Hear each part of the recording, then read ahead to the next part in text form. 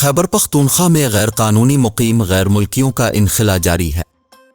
سرکاری حکام کے مطابق رواں ماہ 33,555 افراد طورخم بارڈر سے واپس جا چکے ہیں۔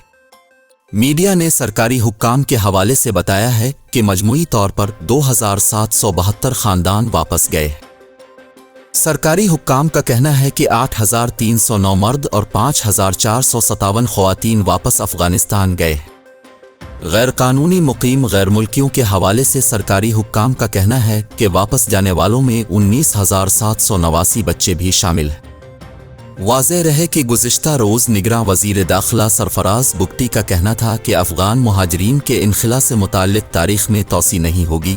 غیر قانونی وغیر ملکی افراد کو ملک سے واپس بھیجنے کی تیاری مکمل کر لی گئی ہے۔ سرفراز بگٹی نے کہا تھا کہ انخلا سے متعلق جیوفیسن اور جیو میپنگ مکمل کر لی ہے، البتہ ریاست پاسپورٹ اور ویزا لے کر آنے والوں کی حوصلہ افزائی کر رہی ہے۔ اب لوگ ہمارے ملک ویزا لے کر آئیں گے۔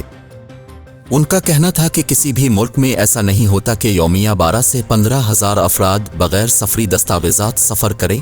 ون ڈاکومنٹ رجیم کے تحت ہفتہ کو قلعہ عبداللہ میں پاسپورٹ آفس کا افتتاح کر رہے ہیں۔